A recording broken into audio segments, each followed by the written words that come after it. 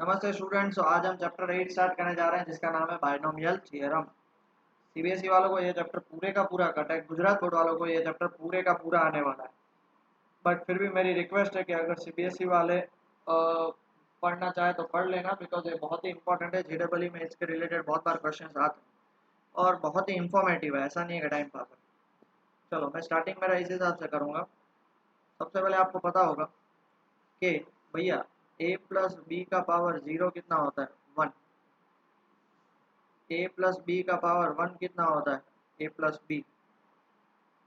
ए plus B का power square कितना होता है? A square plus 2ab plus B square. A plus B का पावर क्यूब कितना होता है? A cube plus 3a square B plus 3ab square plus B cube. A plus B का power 4 कितना होता है? सर ये तो हमने नहीं सीखा है, मैं आपको बता देता हूँ। इसका power A power 4 plus 4a cube B plus 6a square B square plus 4ab cube plus B का पावर 4। 1 2 3 4 और 5। 1 2 3 4 ऐसे बढ़ते ही जाएंगे। बट जो मैं आपको चीज समझाने जा रहा हूँ वो ये है कि आप बोलोगे सर आपको ये फॉर्मूला कैसे याद आ गया? आ गया मेरे को ये फॉर्मूला याद। मैं जो आपको चीज समझाने जा रहा हूँ, देखो इसका पावर क्या है? इसका ये इसको पावर इंडेक्स बोलते हैं, बराबर है। इंडेक्स इसका 1 है, इसलिए नंबर ऑफ सॉरी इंडेक्स इसका 0 है, इसलिए नंबर ऑफ टर्म्स 1 है। इसमें इंडेक्स क्या है? 1। ये है अपना इंडेक्स और ये है नंबर ऑफ टर्म्स।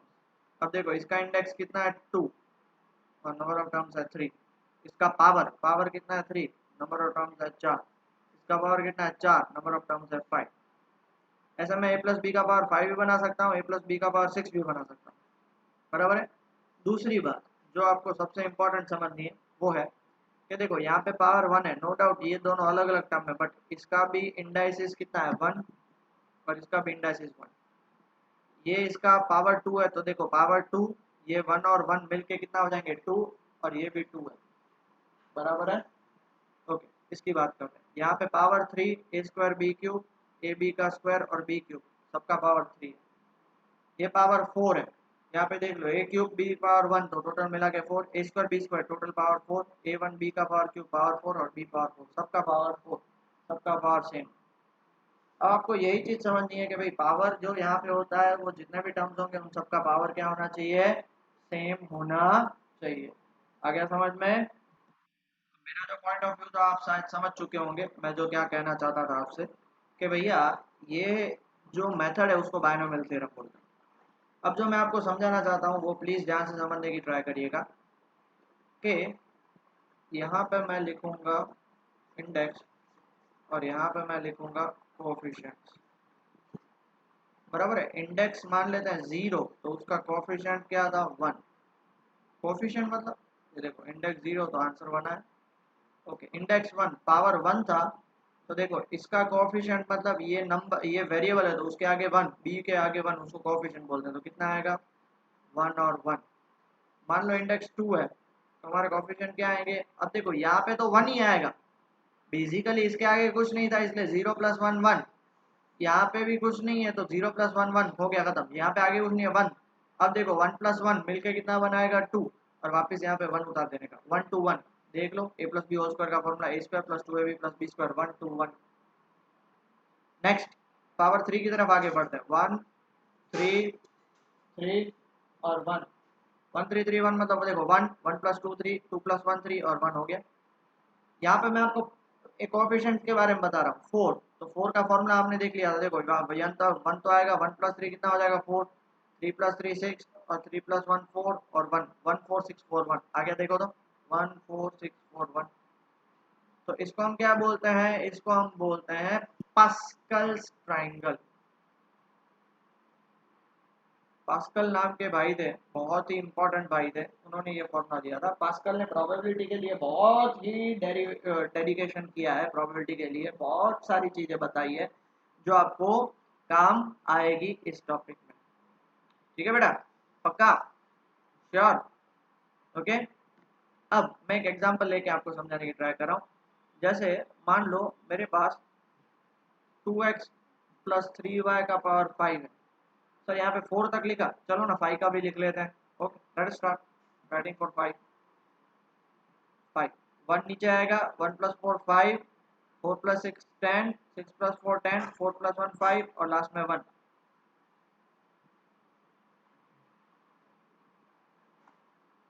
आगे समझ 1 5 10 10 5 1। तो यहाँ पे हम देखो यहाँ पे 2x प्लस 3y का पावर 5 है तो 1 ही है। क्या हो जाएगा 2x का पावर 5, फिर कोएफिशिएंट लिखेंगे, फिर आएगा 5। तो ये देख सकते हो आप 2x का पावर 5 है, अब क्या हो जाएगा 2x का पावर 4 और 3y का पावर 1 प्लस 5 के बाद क्या आएगा 10। 10 आया तो 2x का पावर अब कितना हो जाएगा 3y और 3y का पावर हो जाएगा 2, एक एक पावर कम होता जाएगा।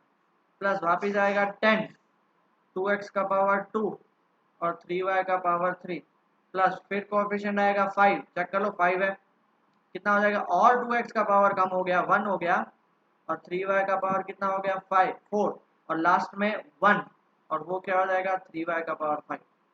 आप देख सकते हो जैसे ही आप आगे बढ़ते जाओगे जो हमारा फर्स्ट टर्म होगा, फर्स्ट टर्म बराबर है, जैसे ही आगे बढ़ते जाओगे ये फर्स्ट टर्म इसका पावर डिक्रीजेस बाय यूनिटी और ये जो सेकंड टर्म होगा इसका पावर क्या होगा इंक्रीजेस बाय यूनिटी, क्योंकि मैंने आपको बता दिया कि भाई सब पावर टोटल पावर सेम है 5, 4 प्लस 1 5, 3 प्लस 2 5। तो मतलब एक पावर x का घट रहा है तो y का एक पावर बढ़ना चाहिए, तभी तो दोनों कंबाइन होके सबका पावर क्या आएगा सेम आएगा। क्लियर हो गया बेटा, पक्का? ठीक है। तो बेसिकली आप इसको ये फॉर्मेट में भी लिख सकते हो, जैसे यहाँ से हम स्टार्ट करें इंडेक्स, सबसे पहला 0 इंडेक्स है तो कोएफिशिएंट को आप कौन से फॉर्मेट में लिख सकते हो पता बेटा? कोएफिशिएंट आपको ये फॉर्मेट में भी लिख सकते हो NC0, फिर आ गया 1, ये क्या हो जाएगा सॉरी NC0 नहीं 0C0 है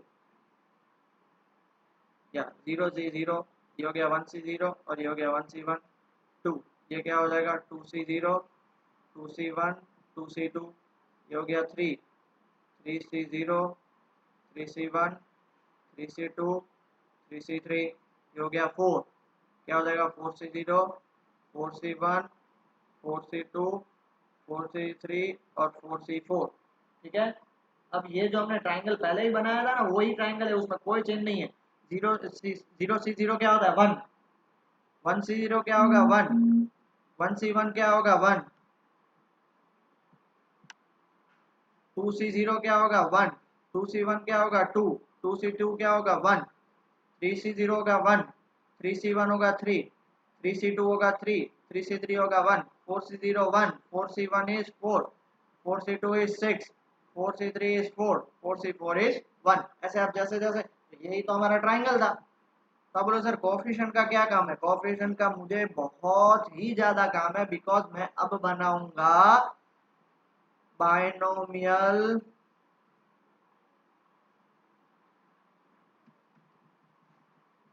binomial theorem for any positive integers n। अब जैसे मान लो आपके पास, मैं आपको बोल दूं एक फॉर्मूला a प्लस बी का पावर n, तो इसका फॉर्मूला है NC0 a raise to n plus NC1 a raise to n minus 1 b raise to 1 plus NC2 a raise to n minus 2 b raise to 2 plus dot dot dot dot NCn A तो खत्म हो जाएगा और पूरे का पूरा क्या हो जाएगा बी रेज टू। आप जैसे जैसे आगे बढ़ते जाओगे NC0 NC1 NC2 NC3 NC4 NC5 ऐसे ए का पावर एक एक एक एक कम होता जाएगा, बी का पावर एक एक एक बढ़ता जाएगा।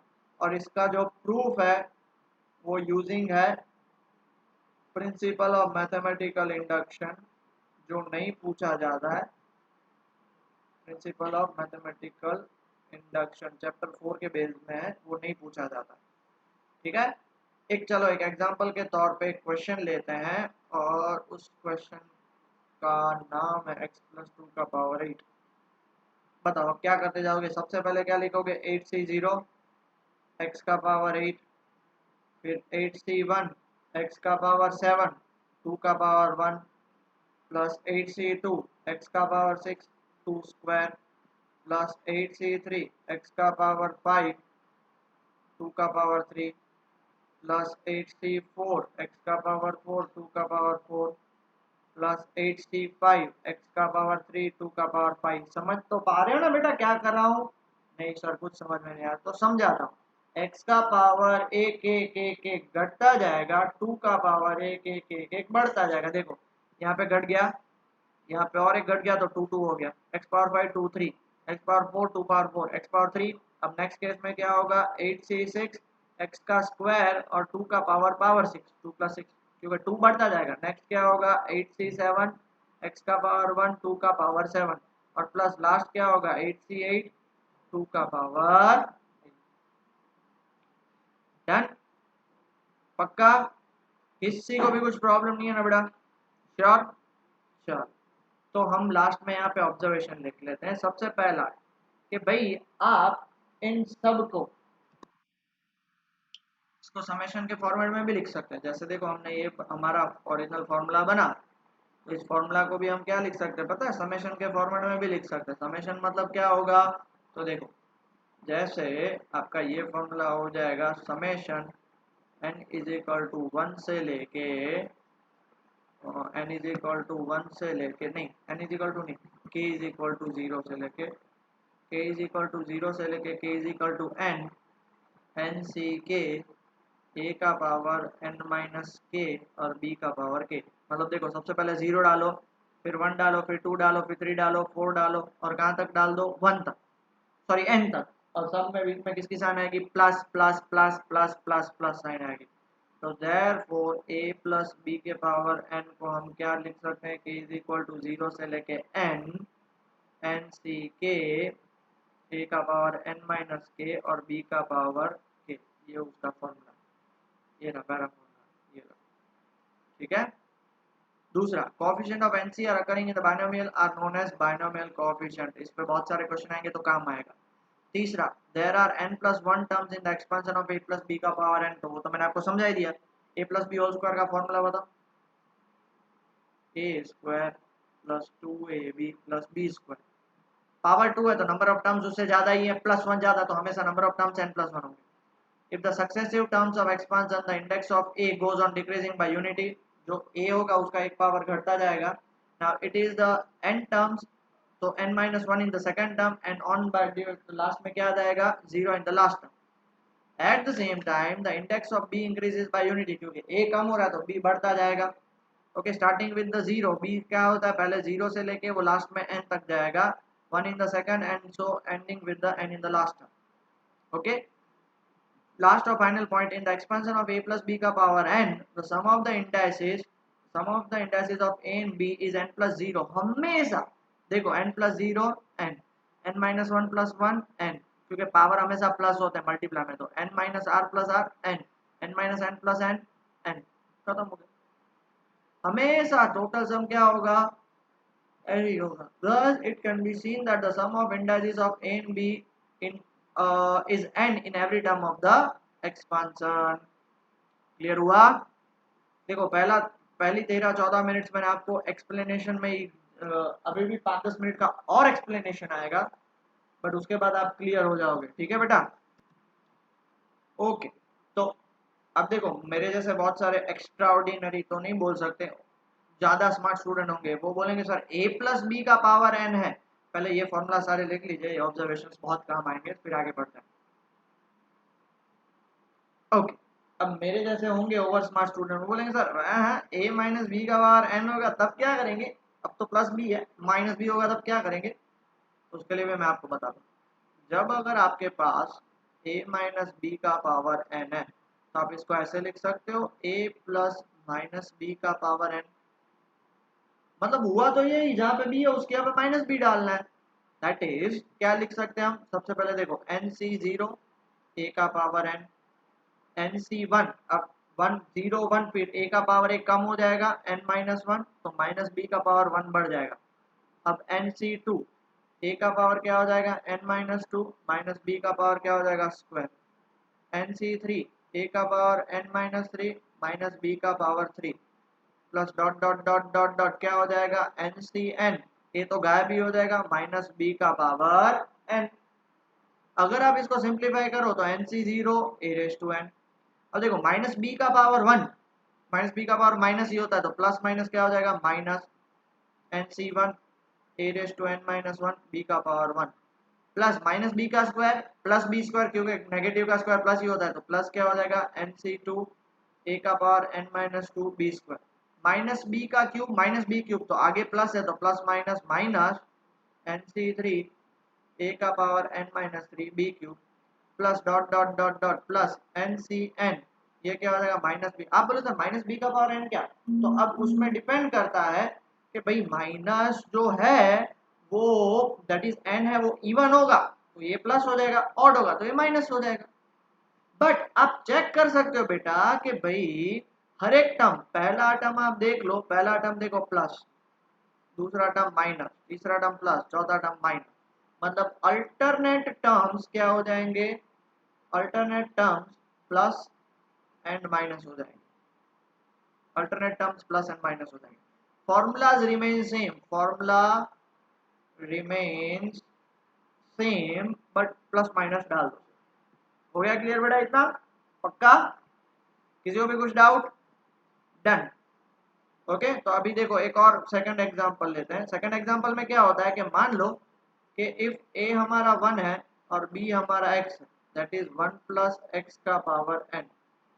अब इसको क्या फॉर्मूला लिख सकते हैं, सबसे पहले nc0 1 का पावर n प्लस nc1 1 का पावर 1 कम हो जाएगा x का पावर 1 प्लस nc2 1 का power n-2 x square plus nc3 1 का पावर n-3 x का क्यूब प्लस सो ऑन जाके ncn 1 का तो पावर वो गायब ही हो जाएगा x का पावर n।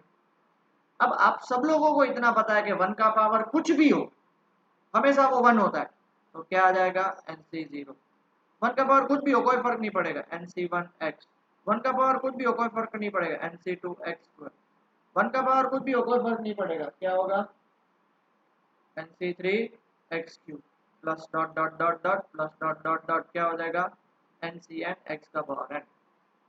तो जब कभी भी ऐसा क्वेश्चन है x प्लस 1 तो उसको आप 1 प्लस एक्स भी लिख सकते हो, तो वो क्या रहेगा आपके लिए बेटर रहेगा। क्यों बेटर रहेगा, क्योंकि 1 1 1 सब निकल ही जाएंगे। ठीक है क्लियर हो गया, पक्का। अब मान लो अब उसमें और एक ट्विस्ट करते हैं, if x also equal to 1 तो क्या हो जाएगा 1 प्लस 1 का पावर n। ये लो देखो nc0 प्लस nc1 x का x 1 ही है, nc2 x स्क्वायर मतलब 1 का स्क्वायर 1 ही है, nc3 x क्यूब 1 का क्यूब 1 ही है प्लस डॉट डॉट डॉट क्या हो जाएगा ncn। तो 1 प्लस 1 क्या हो जाएगा 2 का power n is equal to nc0 nc1 nc2 nc3 plus dot dot dot plus ncn। तो ये जो सारे हैं वो बाइनोमियल कोएफिशिएंट्स हैं। क्या है बेटा बाइनोमियल कोएफिशिएंट। तो बाइनोमियल कोएफिशिएंट कभी बहुत बार ऐसा एग्जाम में आएगा कि भाई आपके पास जितने भी बाइनोमियल कोएफिशिएंट है उनका सम क्या होगा, तो ये रहा उसका सम। कितना सम होगा 2n, मतलब मान लो 8 टर्म्स हैं तो n की जगह पे 8 डाल दो, 7 टर्म्स हैं तो n की जगह 7 डाल दो, मतलब पावर जो जैसे for example x plus Y का पावर 8 है तो इसका सम ऑफ बाइनोमियल कोएफिशिएंट कितना होगा 2 का पावर 8, 2 का पावर 8 इज 256। खत्म हो गई बात, इतना इजी, बराबर है, क्लियर हो गया। और बहुत बार आता भी है, तो ध्यान से अच्छे से मन लगा के ध्यान लगा के, ओके डन। अब देखो पहला क्वेश्चन देखने जा रहे हैं, क्या है पहला question, expand x square plus 3x का पावर 4। तो इसको हम कैसे लिख सकते हैं, सबसे पहले स्टार्ट क्या होगा 4c0 x स्क्वायर का पावर 4, फिर होगा 4c1 तो x स्क्वायर का पावर 1 घटता जाएगा और 3/x का पावर बढ़ता जाएगा, 4c2 x स्क्वायर का स्क्वायर 3/x का होल स्क्वायर प्लस 4c3 सिर्फ x स्क्वायर 3/x का पावर 3 और प्लस 4c4 एक्स स्क्वायर तो निकल ही जाएगा क्योंकि लास्ट में खत्म 3/x का पावर 4। आप देख लो एक्स स्क्वायर का पावर 4 फिर 3 फिर 2 फिर 1 फिर तो गायब, बट यहाँ पे कुछ भी नहीं था, फिर पावर 1 पावर 2 पावर 3 और पावर 4। 4c4 होता है 1 एक्स स्क्वायर इंटू एक्स का पावर 4 तो वो हो जाएगा एक्स का पावर 8। 4c4 होता है 4, ये हो गया एक्स का पावर 6, ये हो गया 3/x, इसको मैं एक ब्रैकेट में लिख लूँ प्लस 4c2 होता है 6 एक्स का पावर स्क्वायर एक्स स्क्वायर का पावर स्क्वायर मतलब एक्स का पावर 4, 3 का square 9 upon x square plus 4c3 is 4 x square plus 3 का cube 27 upon x cube plus 4c4 is 1, 3 का पावर 4 कितना होगा 81 बाय एक्स स्क्वायर का पावर 4। अब देखो यहाँ पे तो 1 इंटू एक्स का पावर 8, ये तो यही का यही रहेगा। और देखो 4 3 से 12 हो जाएगा, एक्स का पावर 6 और डिवाइड बाय एक्स तो ये कितना हो जाएगा कट हो गया एक्स का पावर 5, 6 9 जा 54 एक्स पावर 4 और एक्स स्क्वायर कट हो गया, सिर्फ क्या बचेगा एक्स। 27 4 जा 108 एक्स स्क्वायर और एक्स क्यूब तो डिवाइड बाय एक्स, यहाँ पे सॉरी एक्स स्क्वायर आएगा सॉरी, हाँ ये कितना हो जाएगा 81 बाय एक्स का पावर 4। क्लियर, डन, समझ में आया बेटा, पक्का, ठीक है चलो सेकंड क्वेश्चन की तरफ बढ़ते हैं। वाह, ये क्वेश्चंस आपने ऑलरेडी 9th में देखे थे 98 का पावर 3, बट वहाँ पे 3 तक लिमिट था क्योंकि वहाँ पे आपका फॉर्मूला a प्लस बी का होल क्यूब और a minus B whole cube सिखाया गया था। अब यहाँ पे मैं 98 के पावर 5 को क्या लिख सकता हूँ 100 माइनस 2 का पावर 5। देखो अब माइनस आया तो माइनस में आपको रूल पता है, सबसे पहले क्या लिखेंगे 5c0 100 का पावर 5, फिर सेकंड टर्म क्या आएगा माइनस कितना 5c1 100 का पावर 4 2 का पावर 1 प्लस 5c2 100 का पावर 3 2 का पावर स्क्वायर, फिर minus plus minus plus minus कितना हो जाएगा 5c3 100 का पावर स्क्वायर 2 का पावर 3। अब देखो 100 का पावर घटता जाएगा 2 का पावर बढ़ता जाएगा, फिर वापस आएगा प्लस कितना 5c4 100 का पावर 1 और 2 का पावर 5 सॉरी 2 का पावर 4 और लास्ट में माइनस 5c5 100 तो गायब भी हो जाएगा 2 का पावर 5। अब देखो 5c0 इज 1 तो 1 2 3 4 5 6 7 8 9 10 minus 5c1 is 5 to the 10 10 और 100 का पावर 4 1 2 3 4 प्लस 5c2 इज 10 100 का क्यूब मतलब 1 2 3 2 का पावर स्क्वायर कितना हो जाएगा 4 हो जाएगा। क्लियर हो गया, फिर आगे बढ़ेंगे तो देखो ये 4 हो गया, यहाँ पे माइनस 5c3 कितना होगा 5c3 इज 10 बराबर 5c3 इज 10 100 का स्क्वायर मतलब कितना होगा 1 2 और 2 का क्यूब मतलब कितना हो जाएगा 8 प्लस 5c4 कितना होगा 5 100 मतलब इंटू 100 और ये कितना हो जाएगा ब्रैकेट में हम कितना लिखेंगे 2 का power 4 is 16 minus 5c5 is 1 2 का पावर 5 इज कितना 32। अब इसको आप खुद से भी सॉल्व कर सकते हो, आ गया समझ में, पक्का। चलो pause the video note it down.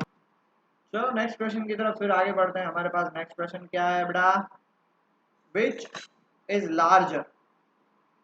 देखो आपके पास दो नंबर है 1.01 का पावर 10 लाख और दूसरी बाजू 10,000 है, ये बड़ा या ये बड़ा,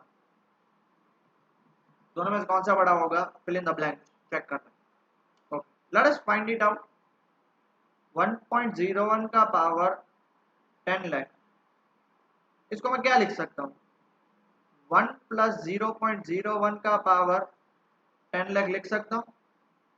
अब इसको बाइनोमियल एक्सपेंशन करें तो 10 लाख, एक जीरो ज्यादा हो गया,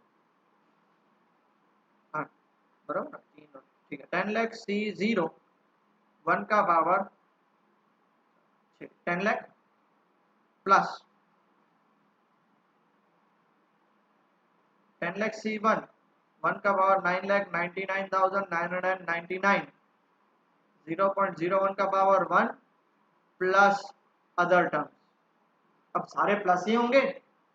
10 लाख C1 कोई भी पावर C0 होता है उसका आंसर 1 होगा, एंड 1 का पावर कुछ भी होगा ये बेचारा हो जाएगा 1 प्लस 10 लाख C1 कितना होगा 1 2 3 4 5 6 10 लाख हो जाएगा इंटू 1 का पावर कुछ भी हो 1 into 0.01 plus other positive terms. Negative terms लिख लो तो वो नेगेटिव भी हो सकता है इसलिए पॉजिटिव टर्म्स लिख लो। तो 1 प्लस 10 लाख इंटू 0.01 ये कितना हो जाएगा 10,000 प्लस अदर पॉजिटिव टर्म्स। तो इसका आंसर क्या आएगा 1 प्लस 10,000 कितना होगा 10,001 प्लस अदर पॉजिटिव टर्म्स। मतलब अगर आप ये सोच सकते हो तो ये 10,000 से तो बड़ा ही है, तो देयरफॉर मैं क्या बोल सकता हूँ देयरफॉर जगह की कमी है इसलिए इधर लिख रहा हूँ देयरफॉर 1.01 का पावर 10 लाख इज लार्जर। आगे समझ बेटा पक्का आगे बढ़ें। चलो आगे बढ़ते हैं फिर। Next, using binomial theorem, prove that 6 raised to n minus 5n always leaves remainder 1 when divided by 25. Okay बहुत बढ़िया क्वेश्चन है, कोई टेंशन नहीं, कोई भी टेंशन नहीं। अब देखो क्वेश्चन में क्या बोला है कि भाई हमें प्रूव करना है टू प्रूव कि भैया 6 रेज टू एन माइनस 5 है उसको आप 25 से डिवाइड करो तो रिमाइंडर आना चाहिए 1, रिमाइंडर आना चाहिए 1 दैट इज हमारी भाषा में 6 raise to N minus 5n is equal to 25k और प्लस 1। क्योंकि आप कभी भी किसी को डिवाइड करते हो तो 25 से डिवाइड करोगे तो क्वोशंट आएगा और रिमाइंडर बनना चाहिए 1, ये हमें प्रूव करना है। क्लियर हुआ? तो इसको सॉल्व कैसे करना है? बहुत इजी तरीका, सुनिएगा ध्यान से। सबसे पहले मैं 6 रेज टू n को 1 प्लस 5 का पावर n लिख लूं। अब इसको एक्सपांड कर सकते हैं NC0 1 का पावर n, NC1 1 का power n minus 1 5 plus NC2 1 का power n minus 2 5 square, NC3 1 का पावर n माइनस 3 5 का power cube plus dot dot dot dot dot plus NCn 5 का पावर n। बढ़िया। 6 रेज टू n NC0 1 1 का power n 1, बहुत ही ज्यादा बढ़िया। NC1 n 1 का पावर कुछ भी कोई मतलब नहीं है इंटू 5, तो इसको मैं क्या लिख सकता हूँ 5n लिख सकता हूँ। एक्सीलेंट।